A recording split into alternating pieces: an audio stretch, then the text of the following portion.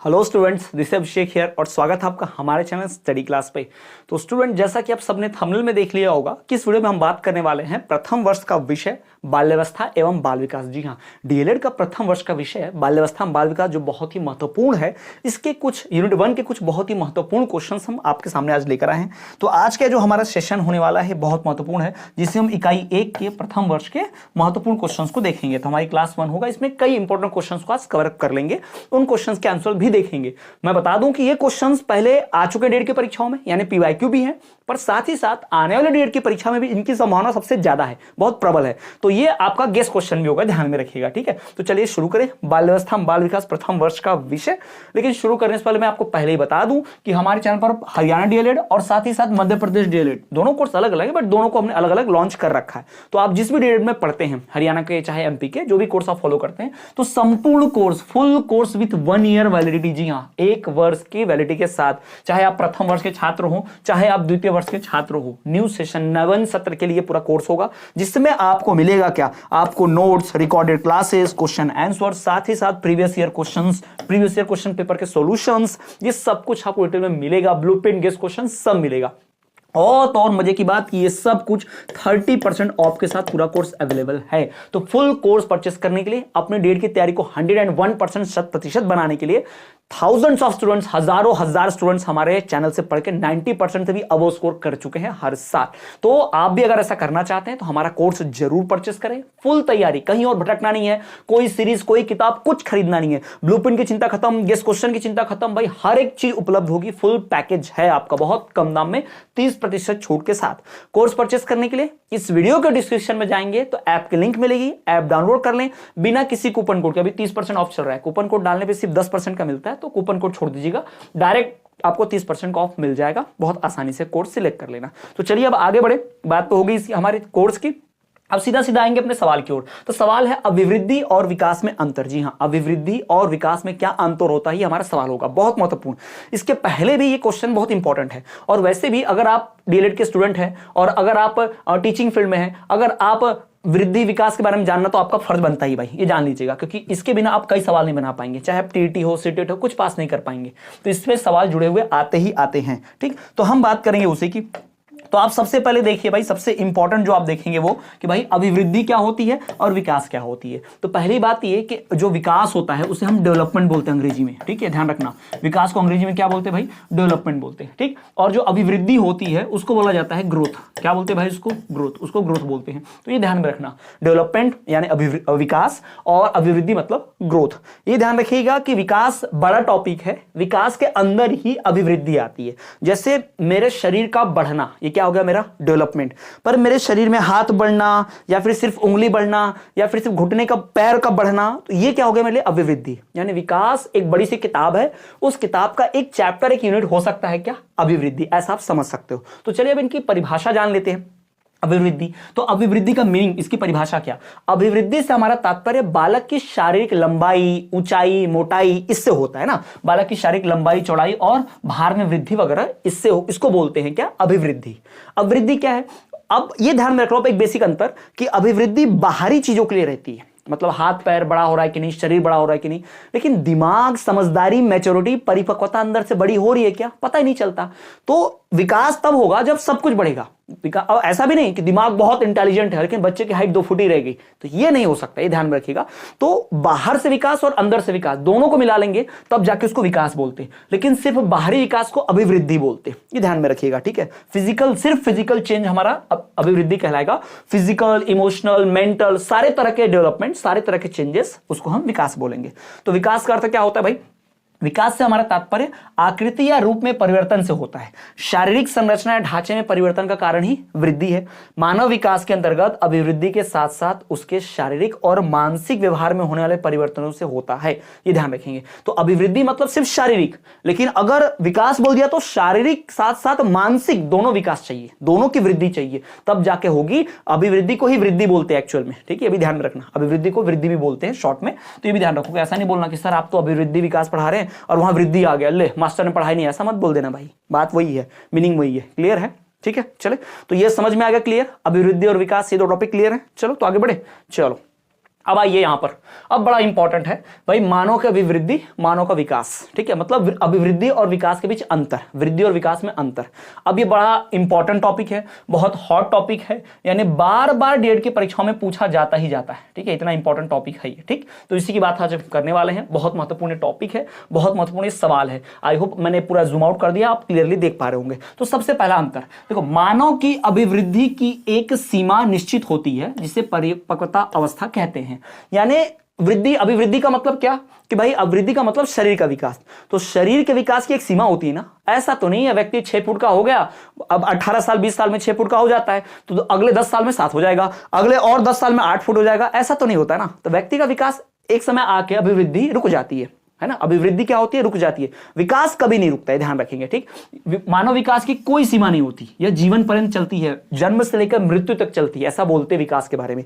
आज मैंने कल जो सीखा 70 साल बाद मैं कुछ और सीख लूंगा, 150 साल बाद कुछ और सीख लूंगा, मतलब मेरा सीखना कभी रुक नहीं सकता, मेरा विकास कभी रुक नहीं सकता, मेरा मेंटल डेवलपमेंट, मानसिक विकास कभी रुक नहीं सकता। लेकिन अभिवृद्धि रुक जाती है। एक समय के बाद दांत बढ़ना बंद कर देंगे, एक समय के बाद भाई शरीर बढ़ना बंद कर देगा, एक समय के बाद भाई हमारा हृदय, हमारे फेफड़े, किडनियां, ये सब बड़ी होने से रुक जाएंगी ना, आके रुक जाएंगी। नहीं तो ऐसा नहीं बढ़ती चाहिए, ऐसा नहीं होता, ठीक है ना। बाल बढ़ते रहते हमेशा, नाखून बढ़ते रहते हमेशा, ठीक है, वो ध्यान रखना। तो अभिवृद्धि क्या होती है कि वो परिपक्वता अवस्था आपके एडल्ट आके रुक जाती है, लेकिन विकास कभी नहीं रुकता, इंसान के मरने तक वो चलते रहता है। दूसरा भाई, वृद्धि का अर्थ क्या है, शारीरिक परिवर्तन, है ना। इसमें जो परिवर्तन होते हैं ना वो हमारे व्यवहार से परिवर्तन आते हैं, हमारे व्यवहार में परिवर्तन होते हैं। जबकि विकास का क्या है, सिर्फ शारीरिक परिवर्तन नहीं, इसमें मानसिक परिवर्तन सब रहेगा इसमें शामिल, ठीक। तो विकास शब्द का प्रयोग शरीर के विभिन्न अंगों की विभिन्न दिशाओं में गुणात्मक उन्नति के बारे में किया जाता है। इसमें गुणात्मक, मात्रात्मक सब रहता है, इसमें सिर्फ एक ही चीज रहती है, ध्यान रखना। तीसरी क्या भाई, मानव अभिवृद्धि से तात्पर्य मनुष्य के आकार, लंबाई, चौड़ाई और भार में होने वाली वृद्धि से। अभिवृद्धि का मतलब हमारे शरीर की लंबाई, चौड़ाई, ऊंचाई, वजन, इन सब में अगर बढ़ोतरी होती है तो हमारे लिए अभिवृद्धि है, वो हमारे लिए वृद्धि है। लेकिन विकास सिर्फ शरीर के बढ़ने से नहीं होगा, अंदर से मन, बुद्धि, स्वास्थ्य, इन सब के बढ़ने से होगा, ठीक।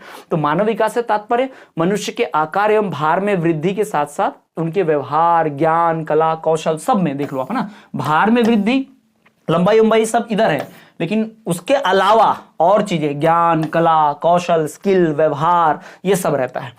अभिवृद्धि की बात करें तो भाई ये सिर्फ मात्रात्मक होती है, ठीक है, यानी कितनी मात्रा में शरीर बढ़ा है ये नाप सकते हो, पर गुण कैसे नापोगे, गुणों को नहीं नापा जा सकता, तो गुण मात्रात्मक, ये ध्यान में रखना। तो गुणात्मक और मात्रात्मक दोनों चीजें यहां पर आती हैं, ठीक है। तो मानव विकास में मात्रात्मक के साथ साथ गुणात्मक भी रहता है, जबकि अभिवृद्धि में सिर्फ मात्रात्मक, गुणात्मक कुछ नहीं आएगा, इंटरनल, इमोशनल ऐसे कोई चीजें नहीं आ पाएंगे, ध्यान में रखना, क्लियर। तो ये हो गया हमारा अभिवृद्धि और वृद्धि में विकास। आई होप आपको क्लियर ये डिफरेंस समझा होगा, अभिवृद्धि और वृद्धि जिसे कहते हैं और अभिवृद्धि भी कहते हैं, और विकास, इसके बीच अंतर क्या है, डिफरेंस क्या है।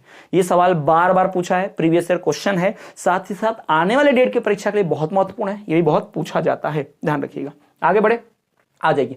अब बहुत महत्वपूर्ण भाई, वृद्धि, अभिवृद्धि और विकास की परिभाषा है। यहां पर कुछ डेफिनेशंस हैं, कुछ परिभाषाएं हैं अलग अलग लोगों की। अब ये यहां से एमसीक्यू पूछ देता है, जैसे ये स्टेटमेंट दे देगा और बोलेगा कि ये विकास की परिभाषा किसने दी है, या फ्रैंक के अनुसार विकास की परिभाषा क्या होती है बताओ, है ना। तो ये सब लिखने आता है तो आपको पता होना चाहिए, कुछ खास नाम तो पता होना चाहिए। और ये जरूरी इसलिए भी है क्योंकि यहां पर जितना भी चीज है ना, ऐसे नाम ना कभी आपने सुने होंगे और ना ही इसकी पढ़ाई कभी 12वीं तक आज तक की होगी, चाहे आप मैथ्स, बायो, कॉमर्स, आर्ट्स कैसे भी पढ़े हो, आपने ये चीजें कभी नहीं पढ़ी होंगी, क्योंकि चाइल्ड साइकोलॉजी सब्जेक्ट तो था ही नहीं, है ना। तो वो यहां पर रहेगा।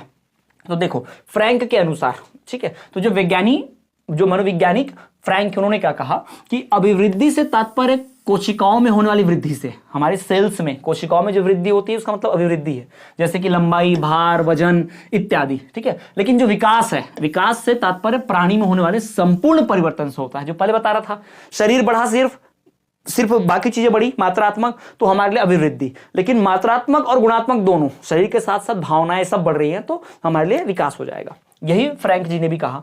अब बातें हरलॉक के ऊपर, हरलॉक जी क्या कर रहे हैं इनके हिसाब से कि विकास अभिवृद्धि तक सीमित नहीं होता, विकास अभिवृद्धि के बाद भी बढ़ते रहता है, ठीक है। परिवर्तनों का वह प्रगतिशील क्रम निहित है, उसमें परिपक्वता के लक्ष्य की ओर अग्रसर होता है। विकास के परिणाम स्वरूप व्यक्ति में नवीन विशेषताएं और नवीन योग्यताएं आती हैं। अभिवृद्धि से एक समय पर जाकर सब कुछ रुक जाएगा, व्यक्ति अच्छा है तो भी अच्छा ही रह जाएगा, बुरा है तो बुरा ही रह जाएगा।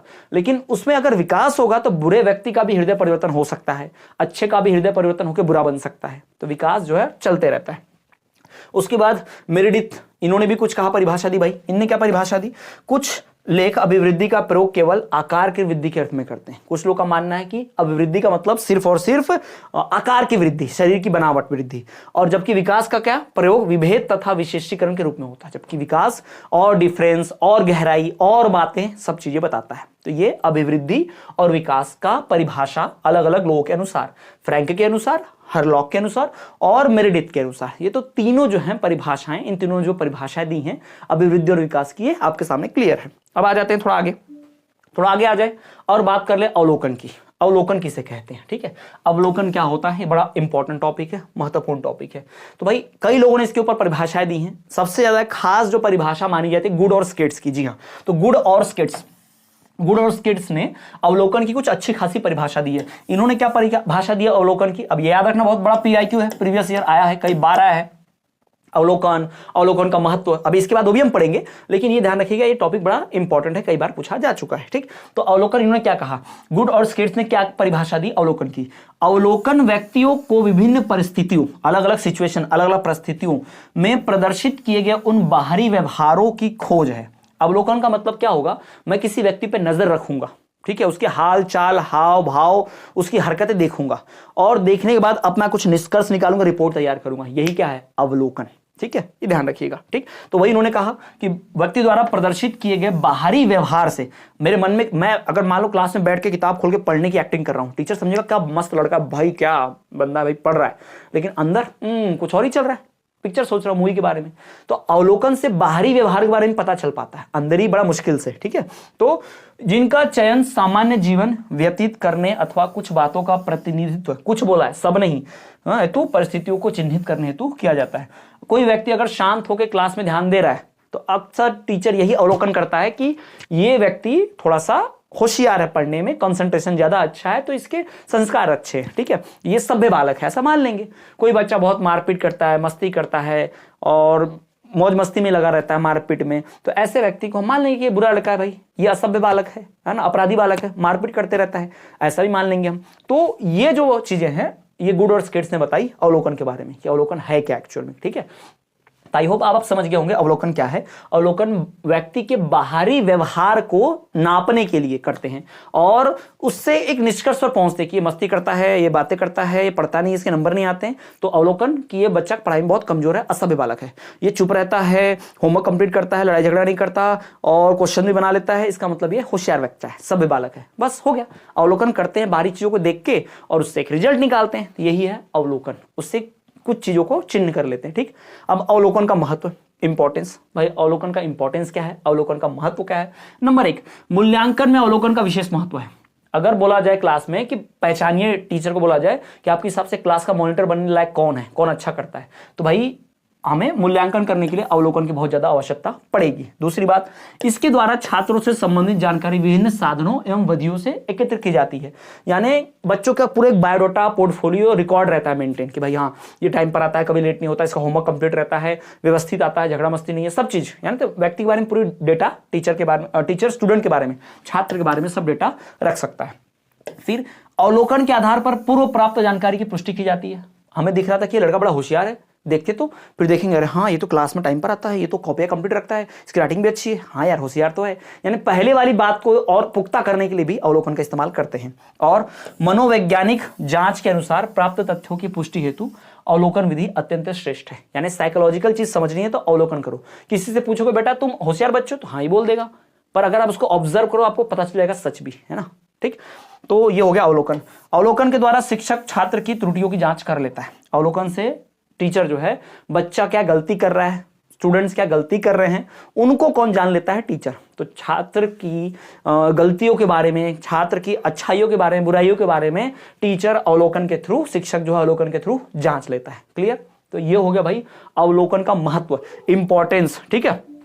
क्लियर। तो जैसा कि मैंने पहले बता दिया कि हमारा भाई डीएलएड का संपूर्ण कोर्स, हमारा डीएलएड का संपूर्ण course with 1 year validity launch है, जिसमें प्रथम वर्ष द्वितीय वर्ष नवीन सत्र का उपलब्ध है, जिसमें आपको notes, recorded classes, question answer, previous year question papers, उनके सॉल्यूशन, क्विज क्वेश्चंस, ब्लूप्रिंट भी सब कुछ अपलोडेड है, सब कुछ मिल जाएगा एक कोर्स में। अभी 30% का मस्त ऑफर भी चल रहा है, बढ़िया 30% की छूट है। कोर्स परचेस करने के लिए वीडियो के डिस्क्रिप्शन में जाएं, ऐप की लिंक वहां से डाउनलोड कर लें और वहां पर रजिस्टर करके मनचाहा कोर्स परचेस कर लें। किसी भी कूपन कोड की जरूरत नहीं पड़ेगी, डायरेक्ट कोर्स परचेस कर लो और अपनी परीक्षा की 100% तैयारी कर लो अभी से, ताकि आप एकदम बेहतरीन सबसे बढ़िया परसेंटेज बनाओ और किसी एग्जाम में सिलेक्शन हो तो डीएलएड में जिसके परसेंट ज्यादा होंगे उसको ज्यादा प्रेफरेंस मिलेगी। ज्यादा डिटेल में पढ़ोगे, पहले से पढ़ोगे, सारा सोर्स कंटेंट देखोगे तो आप दूसरों से बेहतर परिणाम तो हासिल करोगे ही, साथ साथ दूसरों से बेहतर शिक्षक भी बनोगे। ठीक है, चलिए तो कोर्स जरूर परचेस करें। और भी नोटिफिकेशन न्यूज के लिए आप हमारे इस वीडियो के डिस्क्रिप्शन में जाएंगे तो टेलीग्राम की लिंक मिलेगी, टेलीग्राम ज्वाइन कर लें। हम मैंने सोशल मीडिया इंस्टाग्राम पर फॉलो कर सकते हैं, उसकी भी लिंक डिस्क्रिप्शन में मिल जाएंगी। और हाँ, एग्जाम से संबंधित, एग्जाम फॉर्म से संबंधित, रिजल्ट, एडमिट कार्ड से संबंधित कोई भी न्यूज नोटिफिकेशन आप देखना चाहते हैं, डीएलएड की मिस नहीं करना चाहते, तो चैनल को सब्सक्राइब करके बेल नोटिफिकेशन ऑल पर रखना, क्योंकि जैसे ही कोई नोटिफिकेशन आती है मैं वीडियो बनाकर पहुंचा देता हूं। बिना बेल नोटिफिकेशन ऑल के, बिना सब्सक्राइब के आप तक नोटिफिकेशन नहीं पहुंचने वाली, ध्यान रखिएगा। ठीक है, चलिए तो मिलेंगे अगले क्लास में, तब तक के लिए हमारा चैनल दूसरे वीडियोस के लिए प्लेलिस्ट जरूर चेक करें और देखते रहिए स्टडी क्लास।